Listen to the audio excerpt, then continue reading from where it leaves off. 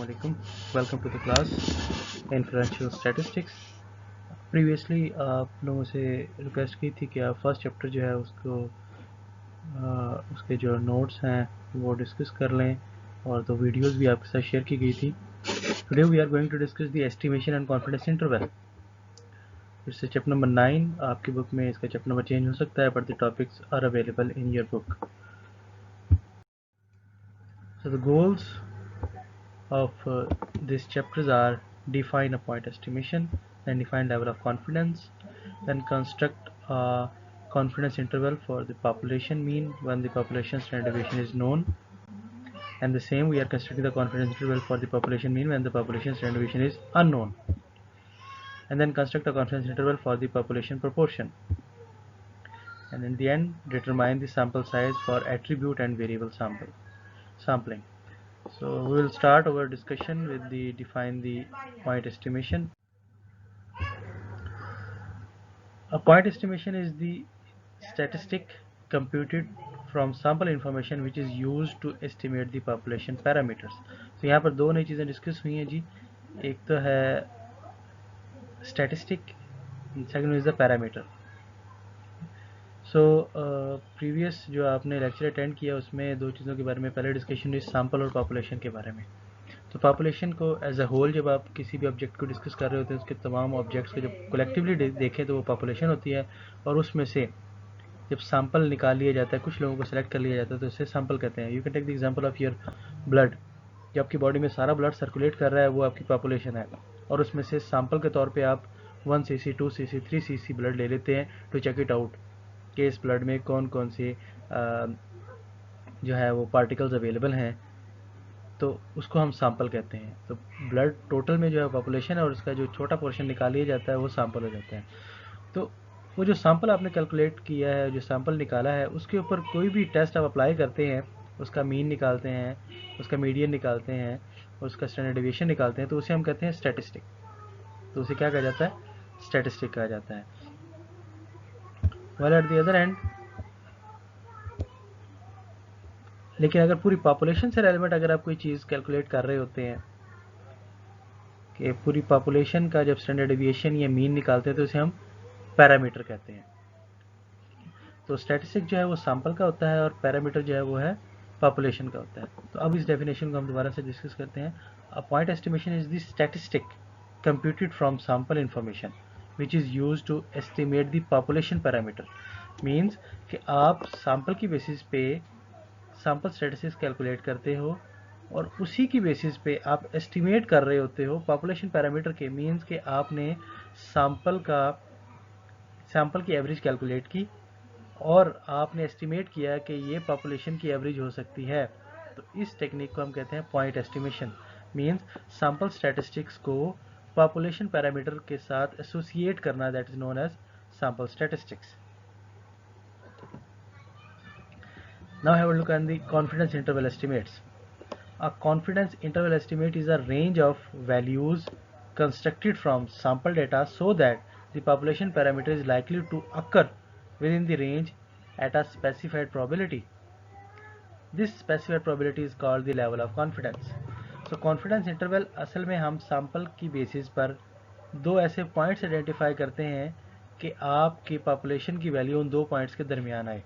Because we are unable to calculate or discuss whole population. आपकी population का size बहुत ज़्यादा बड़ा है तो population parameter जो है वो आपकी range से बाहर है कि आप उनके ऊपर कोई वर्किंग कर सकें. So इस population parameter की अप्रोक्सीमेट वैल्यू कैलकुलेट करने के लिए हम क्या करते हैं, सैंपल की बेसिस पे एक रेंज कैलकुलेट करते हैं ताकि पता चल सके कि पॉपुलेशन की वैल्यू इसमें आएगी कि नहीं. फॉर एग्जांपल आपसे पूछा जाए कि जी कि आपकी क्लास में एवरेज एज ऑफ स्टूडेंट्स क्या होगी.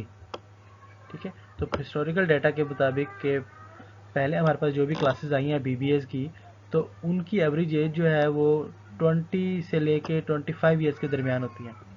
ठीक है, तो सैंपल की बेसिस पे मैंने अभी आइडेंटिफाई किया कि आपकी क्लास में जो एवरेज एज है स्टूडेंट्स की वो 20 साल या 25 साल के दरमियान होगी.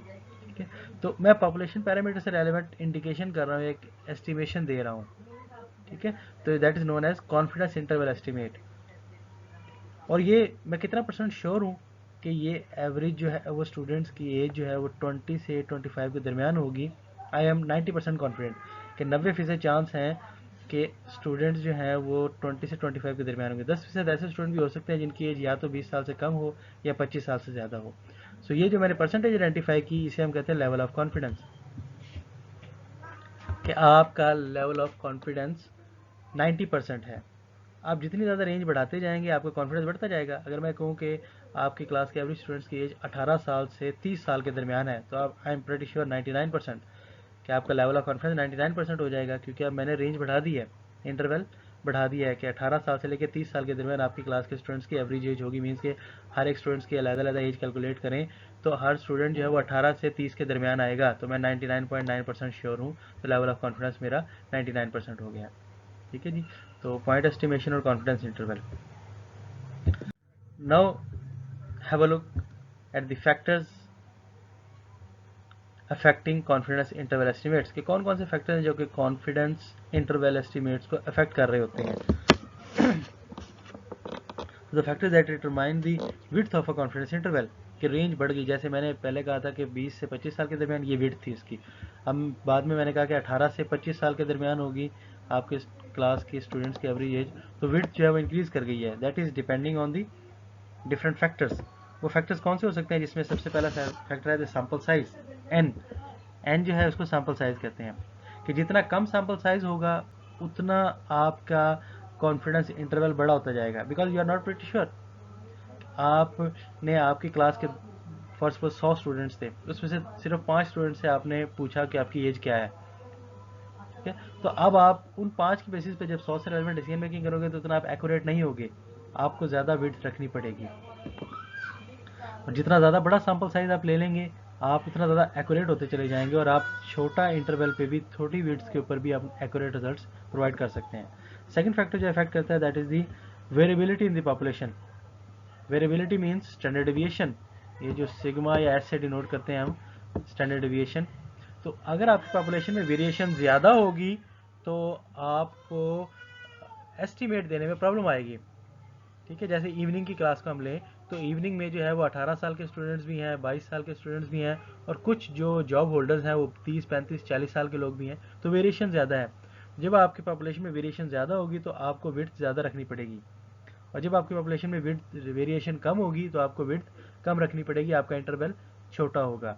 तो जितना ज़्यादा स्टैंडर्ड डेविएशन ज़्यादा होगा आपको विड्थ बढ़ानी पड़ेगी, जितना स्टैंडर्ड डेविएशन छोटा होगा आपको विड्थ कम करनी पड़ेगी। तो standard deviation is a variation in the data. तो जितनी वेरिएशन बढ़ाते जाएंगे आपके डेटा में वेरिएशन बढ़ेगी, तो आपको एस्टिमेट करने में विड्थ भी बढ़ानी पड़ेगी, इंटरवल भी बढ़ाना पड़ेगा।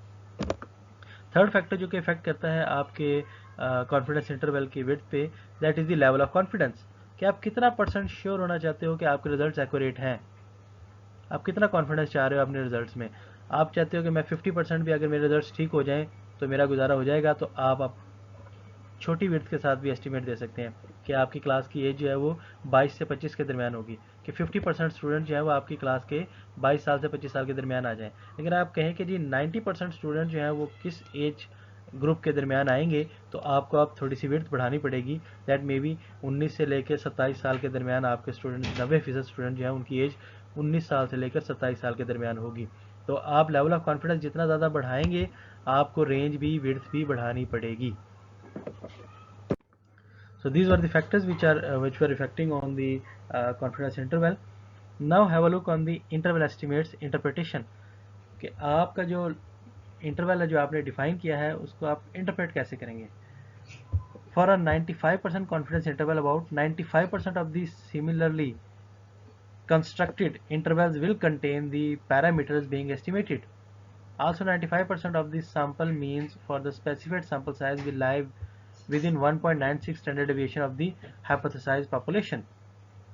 तो कहने का मतलब ये है कि जब आपने अपना कॉन्फिडेंस इंटरवल 95% कॉन्फिडेंस पे डेवलप किया है तो इसका मतलब है कि आपकी 95% of the population will lie between this range. ये जो आपने रेंज आइडेंटिफाई की है इस रेंज के दरमियान 95% कॉन्फिडेंस इंटरवल का मतलब है कि 95% पॉपुलेशन इस रेंज के दरमियान आएगी।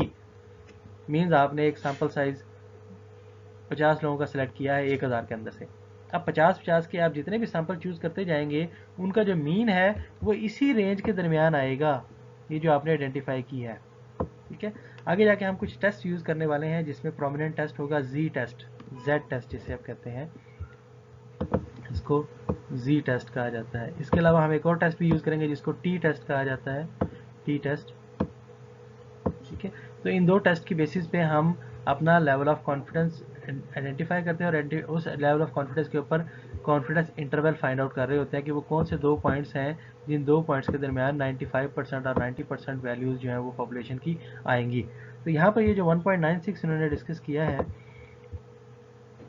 This is the value of Z। ठीक है, तो आपका टोटल अगर 95% अगर आप लेवल ऑफ कॉन्फिडेंस लेते हैं तो मीन को plus minus 1.96 of standard deviation अगर आप मल्टीप्लाई करेंगे तो आपकी वैल्यूज जो है वो कैलकुलेट हो जाएंगी।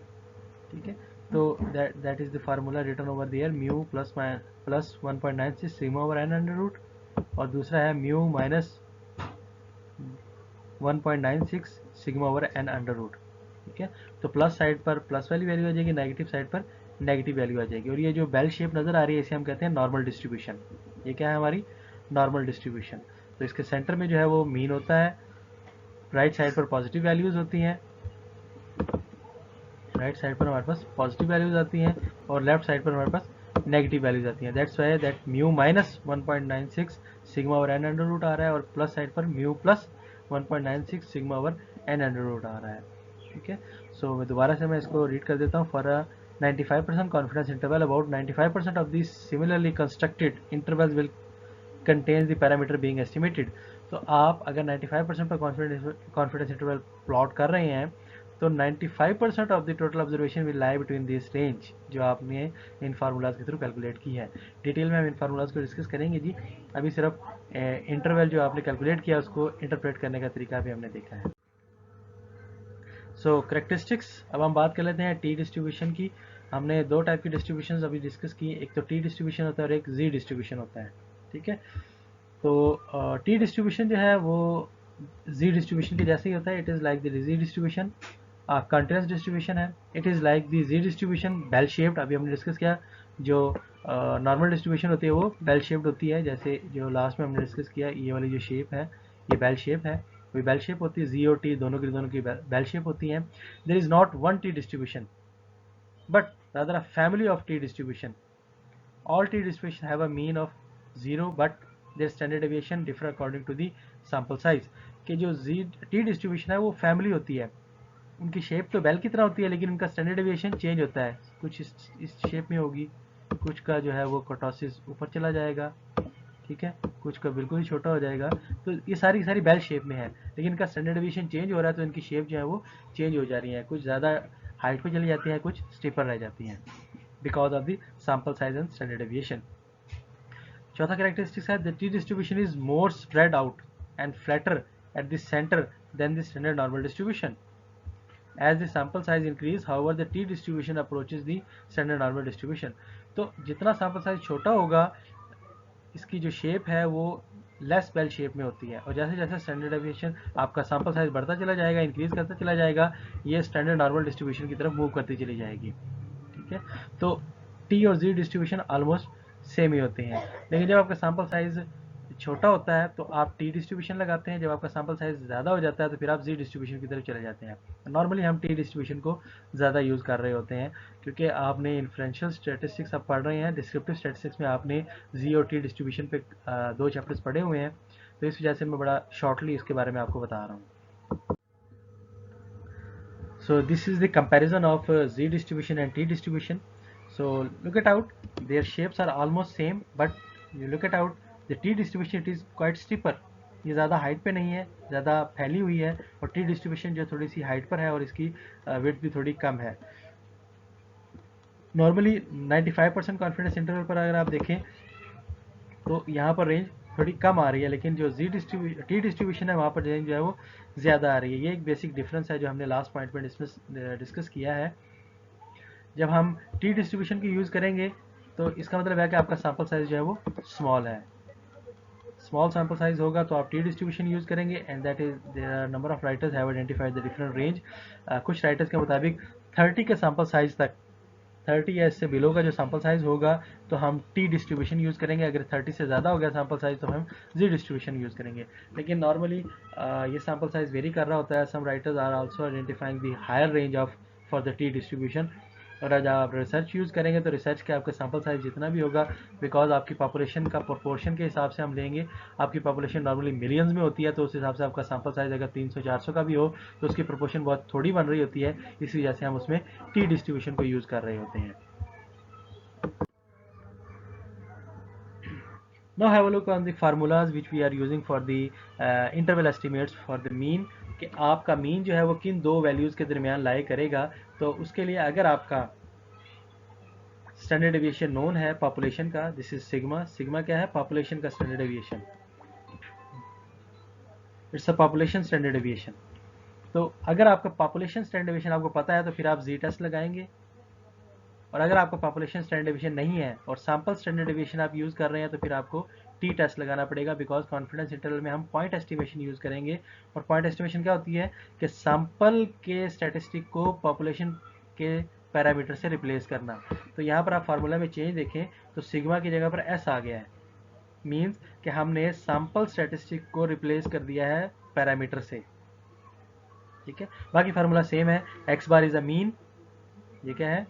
मीन है। मैं ट्राई करता हूँ लिखने की भी।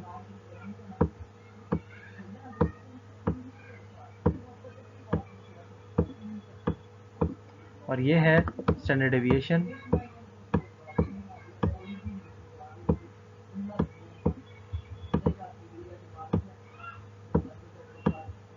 स्टैंडर्ड डेविएशन, ठीक है। z is a z statistics, n is a sample. Sample size जो है वो आपका n होता है, ठीक है। और यहाँ पर same x bar is a mean, t is the T distribution, s is the standard deviation of sample, ये है पॉपुलेशन का, और s है सैंपल का।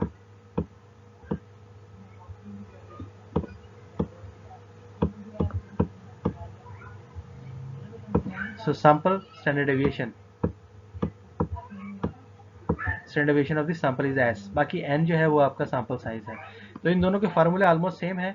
आप एक मरतबा प्लस के साथ इसको सॉल्व करेंगे और एक मरतबा माइनस के साथ इसको सॉल्व करेंगे तो दो आपके पास वैल्यूज आ जाएंगी, एक लोअर लिमिट आ जाएगी, एक अपर लिमिट आ जाएगी, जो कि आपके लेवल ऑफ कॉन्फिडेंस को बता रही होगी। आप बेल शेप बनाएंगे और लोअर लिमिट को प्लॉट कर देंगे नेगेटिव साइड पर, और पॉजिटिव साइड पर अपर लिमिट को प्लॉट कर देंगे, तो आपका कॉन्फिडेंस इंटरवल जो है वो डेवलप हो जाएगा। हम इसकी प्रैक्टिकल एक्सरसाइज भी करेंगे।